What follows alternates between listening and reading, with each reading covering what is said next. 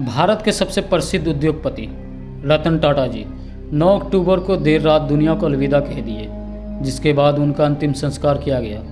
रतन टाटा जी के अंतिम संस्कार के समय उनकी गाड़ी के पीछे एक कम उम्र का लड़का बुलेट पर आंखें नम किए हुए जाते हुए नजर आ रहा था, जिसका नाम संतनु नायडू है, जिसके बारे में हर कोई जानना चाहता है।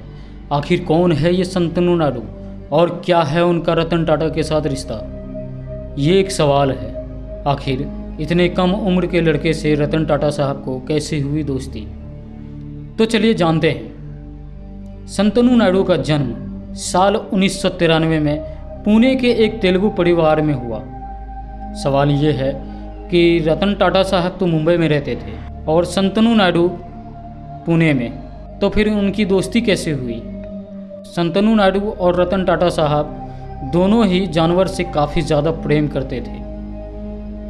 संतनु नायडू भी एक बहुत अच्छे इंसान थे और बहुत अच्छे बिजनेसमैन भी थे। इन दोनों की दोस्ती की एक बड़ी वजह कहीं न कहीं दोनों का पशुओं से प्रेम रहा है।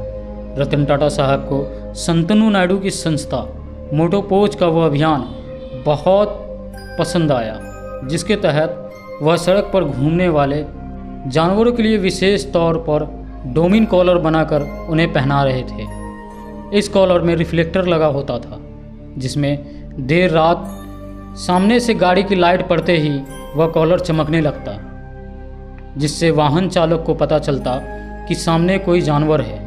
इस कॉलर की वजह से कई जानवर सड़क हादसे के शिकार होने से बच जाता था। रतन टाटा साहब को संतनु नायडू का यह काम और जानवरों के प्रति इतना प्रेम देखकर उसे बहुत पसंद आया।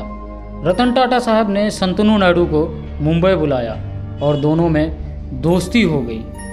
अंतिम सांस तक दोनों दोस्त बने रहे और संतनु नायडू रतन टाटा साहब के ऑफिस में जनरल मैनेजर के पद पर कार्य करते थे। संतनु नायडू को रतन टाटा साहब का सबसे करीबी दोस्त माना जाता है। रतन टाटा साहब के जन्मदिन से लेकर उनके हर महत्वपूर्ण अवसर पर रतन टाटा साहब के साथ देखा गया है। संतनु नायडू की बात करें तो उन्हें भी रतन टाटा साहब के ही तरह समाज सेवा करना बहुत ही पसंद है। इसके अलावा संतनु नायडू को पशुओं से काफ़ी प्रेम है। उनके अंदर ही वो खूबियां हैं जो रतन टाटा साहब को बेहद पसंद आती थी।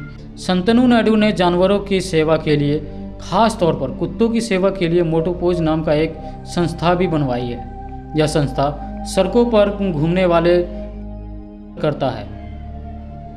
रतन टाटा साहब को भी जानवरों से काफ़ी प्रेम था, इसलिए इतने कम उम्र के लड़के से काफ़ी गहरी दोस्ती हो गई।